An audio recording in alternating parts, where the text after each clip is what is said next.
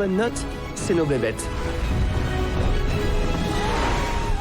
Ailleurs, les gens ont des poneys, des perroquets. Nous, on a des dragons. Eh bien, salut à tous mes très chers amis dragonniers, c'est Benouille. Et on se retrouve aujourd'hui pour un nouveau documentaire dragon. Comme d'habitude, oui, je sais que vous avez dû attendre longtemps pour avoir ce documentaire et sachez que j'en suis désolé, mais soyez sûrs d'une chose les amis, c'est que je ne compte pas lâcher l'affaire. Alors pour tous ceux parmi vous qui pensent parfois que j'avais complètement arrêté de faire des documentaires, sachez que c'est totalement faux. Je n'ai jamais dit que je comptais arrêter pour info, et c'est pas près d'arriver, croyez-moi, tant que je n'aurai pas présenté chaque espèce de dragon officiel. Et concernant l'épisode du jour, voici les résultats du sondage auquel vous avez participé. Et d'ailleurs, la tradition perdure les gens, et oui, car pour choisir quel sera le prochain dragon que je présenterai lors du prochain documentaire, vous avez à disposition un nouveau sondage qui est d'ores et déjà en description pour aller faire votre choix. Alors n'hésitez pas, foncez et surtout faites le bon choix, car vous savez qu'il faut souvent être bien patient entre deux épisodes. Sur ce, ne perdons pas de temps les amis, et attaquons-nous tout de suite au dragon du jour. Aujourd'hui, nous retournons faire un tour du côté de la classe des mystérieux, avec un dragon au comportement unique, le Dramilion. Un Dramilion. Ce beau dragon au physique relativement inoffensif, cache bien son jeu et son lot de secrets, croyez-moi. Mais regardons d'abord à quoi il ressemble. Il s'agit d'un quadrupède qui ne se sert que de ses deux pattes arrière plus massives pour se déplacer. En même temps, vu la taille de ses pattes avant, c'est pas étonnant. Lorsqu'il se tient bien droit sur ses pattes, il mesure environ 3 mètres de haut. Mais sa longueur totale, c'est-à-dire du museau à la queue, est d'environ 6 mètres de long. Une taille qui est un petit peu en dessous de la moyenne habituelle. Mais leur envergure, avec les ailes déployées, dépasse tout de même les 10 mètres cependant. Sur leur tête, ils ont un total de 3 pointes de taille assez irrégulière, dont 2 plus sur le museau et la dernière à l'arrière de la tête. Et leur museau a une forme peu commune qui fait penser à une sorte de bec d'oiseau tropical. Ce qui est étrangement lié d'ailleurs à leurs cris, qui font beaucoup penser à des cris d'oiseaux ou à des roucoulements. Bien qu'ils soient tout de même capables de rugir ou de grogner, bien entendu. Sa queue, quant à elle, est relativement longue, composée du même genre de pointe qu'il a sur sa tête et se terminant par une sorte de nageoire qui va lui servir d'aileron pour pouvoir voler. Ce qui veut dire donc que, sans sa queue, le Dramilion est absolument incapable de décoller. On observe donc déjà ici un premier point faible chez ce dragon. Mais on va y revenir, vous verrez. Concernant ses couleurs, il existe techniquement que 3 possibilités de teintes distinctes, composées à chaque fois d'une couleur dominante et d'un motif d'une autre couleur sur les côtés de sa tête.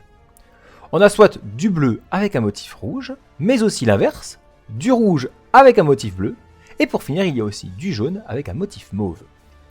Leur ventre sera cependant toujours d'une couleur blanc, et il y aura des motifs plus ou moins foncés correspondant à leur couleur dominante dans leur nuque et sur leurs ailes. Et concernant leurs yeux, ils seront tout le temps de couleur jaune. Et d'ailleurs, pour l'anecdote, sachez que ce dragon est l'un des seuls dragons au monde à posséder une langue qui n'est pas fourchue, ne faisant pas penser à une langue de reptile pour le coup. Et d'ailleurs, je vous mets au défi de trouver un autre dragon officiel qui n'a pas la langue fourchue. Vous verrez, je suis pas sûr que vous allez y arriver. Voilà, maintenant que nous avons présenté son physique, passons à la partie croustillante, où nous allons donc découvrir quel genre de capacité et de secret que cache ce dragon. Comme je l'ai dit au début, les Dramilions ont un comportement unique à leur espèce. Ils ont en fait la particularité d'évoluer en apprenant et en recopiant tout ce qu'ils peuvent observer chez d'autres individus au cours de leur vie qui peuvent leur être utiles.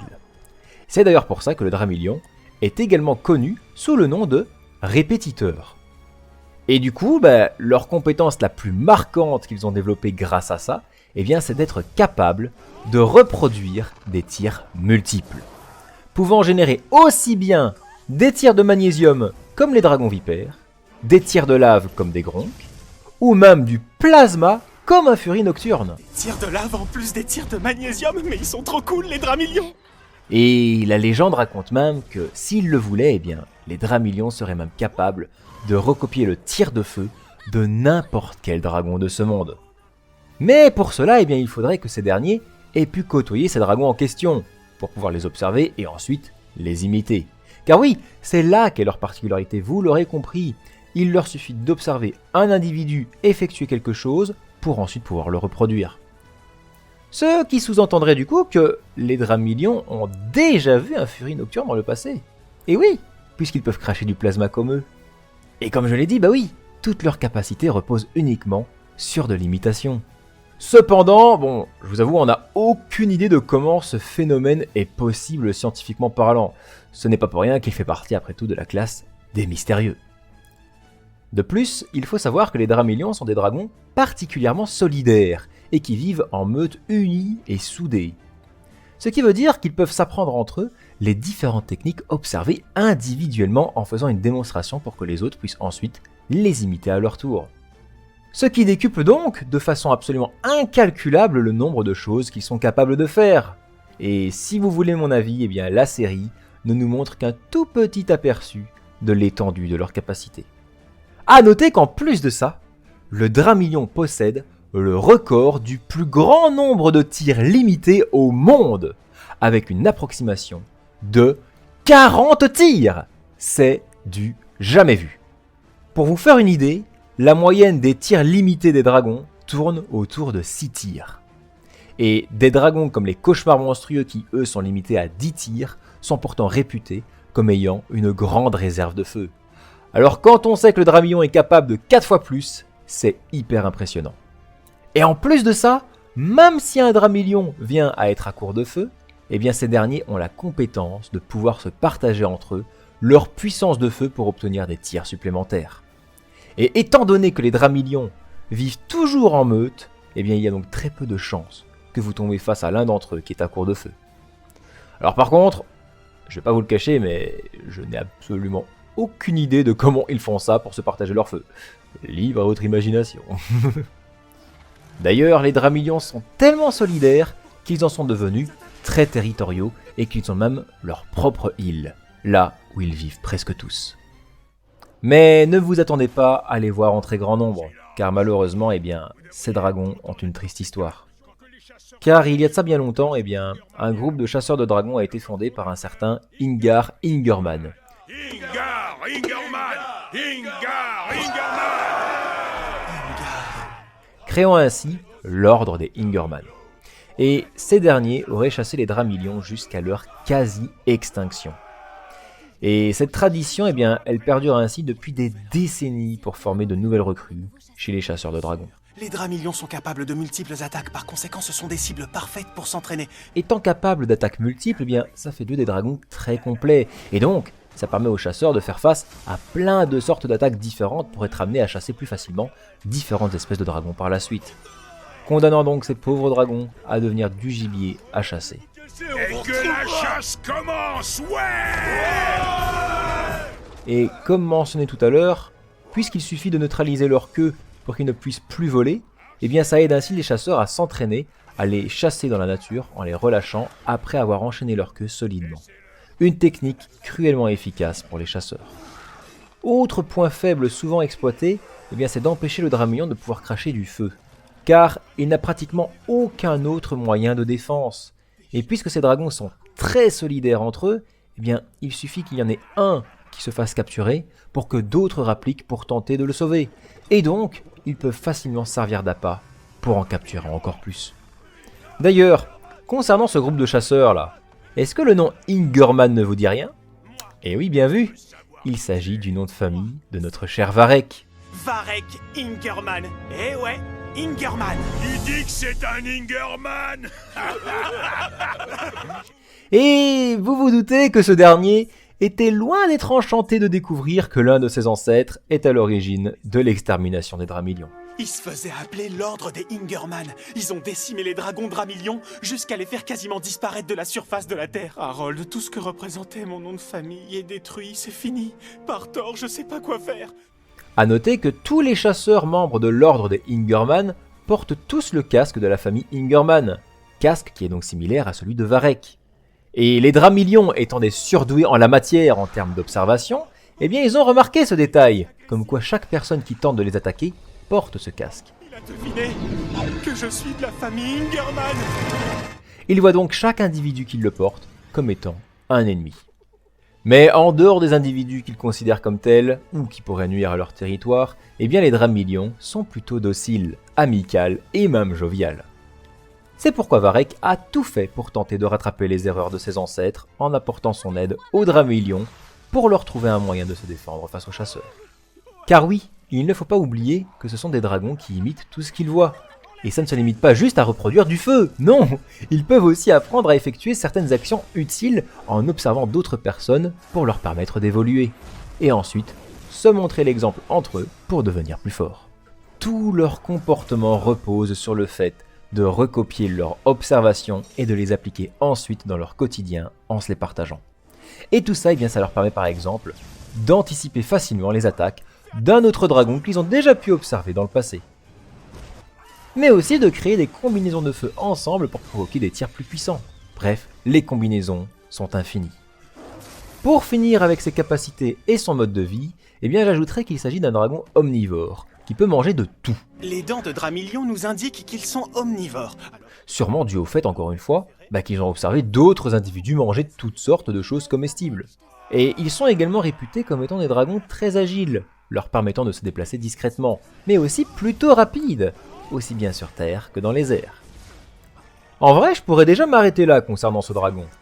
Mais il faut savoir que les Dramillions jouent un rôle important dans un grand mystère, celui qui concerne la quête pour trouver le roi des dragons. Tout commence par l'œil de dragon, dont je parlerai sûrement plus en détail le jour où je ferai le documentaire sur le Rage des Neiges. Dans cet appareil, il faut savoir qu'il faut y placer 5 lentilles cumulées pour avoir des infos qui vont vous mener jusqu'au Dramillion Titanel. Le roi des dragons serait un Dramillion ? Ce qui peut ainsi laisser croire que ce dernier est le roi des dragons. Sauf que non, pas du tout. Il s'agit en réalité d'un indice pour comprendre qu'il faut utiliser le feu de ce dragon-là en particulier pour projeter sa lumière à travers les 5 lentilles. Ce qui va alors révéler vraiment qui est et où se trouve le roi des dragons. La carte nous a menés vers le Dramillion Titanel parce que son feu est la dernière pièce du puzzle.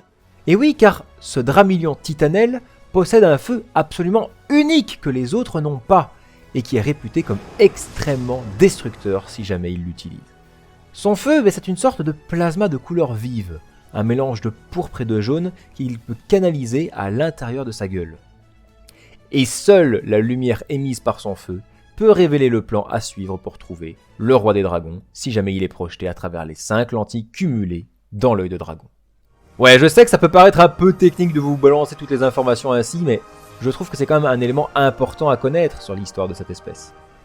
Et d'ailleurs, sachez que si un Dramillion atteint le stade de Titanel, il développera aussi alors une nouvelle capacité, celle de se camoufler dans le décor en changeant la couleur de ses écailles, le rendant alors complètement invisible.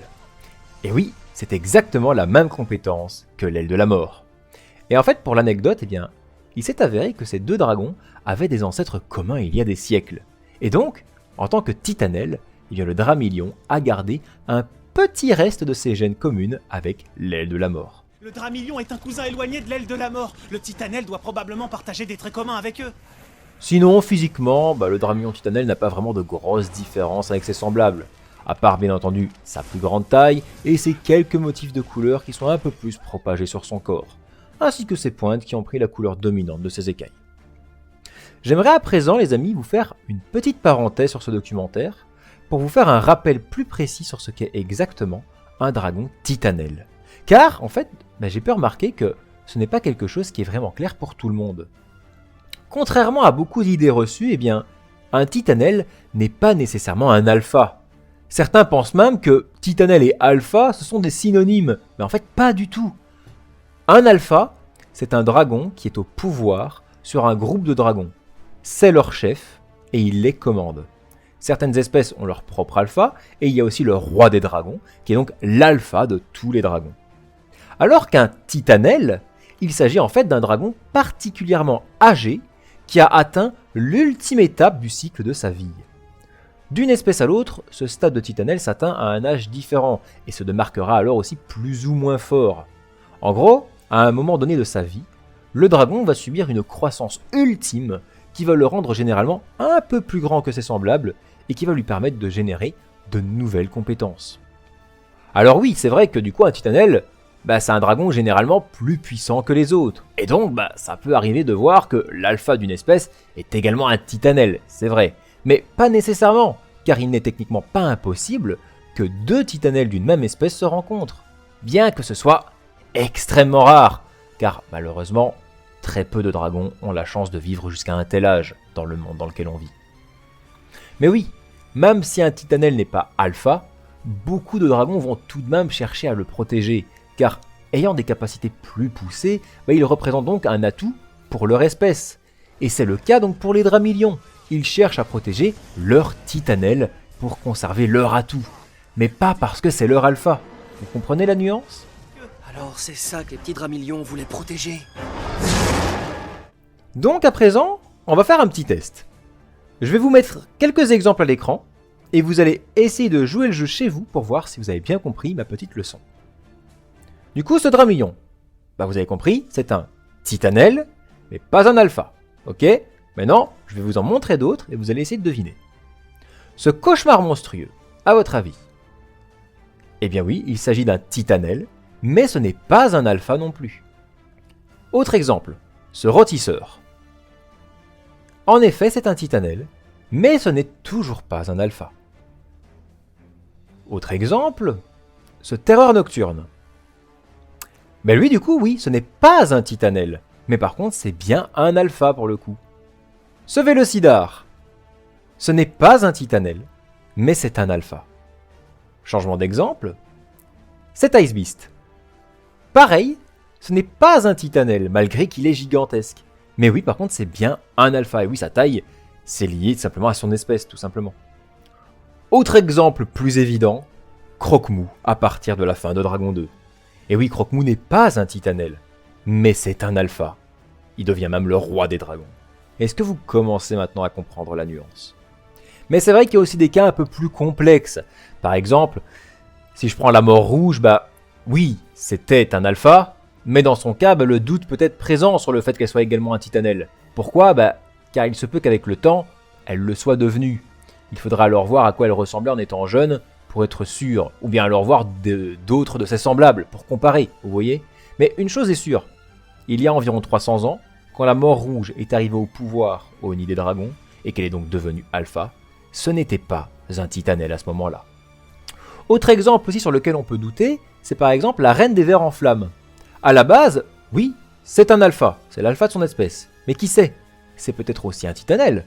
Car, si on observe bien, c'est la seule à être aussi grande et à avoir des capacités que les autres de son espèce n'ont pas. Mais après, c'est ça aussi la magie de cet univers, c'est que le monde des dragons est encore rempli de mystères sur lesquels on peut faire plein de théories. Donc dans le cas de celle-ci, je peux juste vous assurer qu'elle est alpha. Mais titanelle, ça, je ne peux pas en être sûr. À vous de vous faire vos propres idées. Enfin bref, j'espère juste que cette petite explication vous a un petit peu ouvert les yeux sur la différence de ce qu'est exactement un titanelle par rapport à un alpha, et qu'à l'avenir, vous ne ferez plus l'amalgame. Pour en revenir aux dramilions, il ne faut pas oublier qu'il s'agit de dragons extrêmement territoriaux, et que donc, ils peuvent facilement devenir agressifs si on s'attaque à leur territoire ou qu'on menace un des leurs. Et dans le cas du dramilion titanelle, ils vont redoubler leur vigilance et tenter de chasser n'importe quel individu qui s'en approcherait d'un petit peu trop près, même si ces derniers ne semblent pas particulièrement menaçants envers eux. Pourtant, en temps normal, c'est un dragon qui est possible à dresser sans trop de difficultés. Il vous suffira alors de lui montrer que vous ne lui voulez aucun mal, et que vous n'êtes pas une menace pour son groupe. En résumé, le dramilion est donc un dragon très intelligent, car il est capable de se souvenir de plein de techniques apprises au cours de sa vie et qui se transmettent à travers les générations. Que ce soit pour recopier le tir des autres dragons, mais aussi des combinaisons à appliquer en groupe pour se sortir de diverses situations. Sans parler du fait qu'ils peuvent aussi identifier un ennemi rien que par son accoutrement. Cependant, ils ne semblent pas être vraiment capables d'apprendre des choses par eux-mêmes, donc malgré tout leur intelligence, bien que grande, reste tout de même limitée. Mais leur observation et leur mémoire est un atout qui leur suffit déjà amplement. Et voilà les amis, ce qui conclut donc ce documentaire dédié au Dramillion. J'espère encore une fois que ça vous a plu les amis. J'essaye toujours autant de m'investir à fond dans cette série de vidéos car je sais qu'elle vous tient à cœur, mais c'est aussi pour ça qu'elle prend beaucoup de temps. N'oubliez pas comme d'habitude d'aller voter pour le sondage qui se trouve en description de la vidéo pour choisir le prochain dragon que je présenterai. Et d'ailleurs, sachez les amis que en cette période je suis sur le point de fêter mes 10 ans sur YouTube, si ce n'est pas d'ailleurs déjà fait à l'heure où je publie cette vidéo. Et oui, déjà 10 ans que je vous fais des vidéos sur YouTube. Le temps passe si vite, c'est un truc de fou. Mais donc merci à tous pour votre fidélité pendant toutes ces belles années et j'espère vraiment pouvoir continuer ça encore très longtemps et qu'on continue de développer tous ensemble notre belle communauté. Un grand merci à tous et à bientôt pour de prochaines vidéos. Bye bye les amis!